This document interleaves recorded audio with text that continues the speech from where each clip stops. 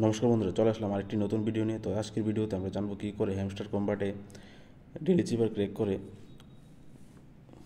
1 million token ফ্রিতে earn করবো। তো চলো ভিডিওটি শুরু করি। তো 1 মিলিয়ন টোকেন ফ্রিতে আর্ন করার জন্য আমাদের প্রথমে চলে আসতে হবে ডেলি চিপারে।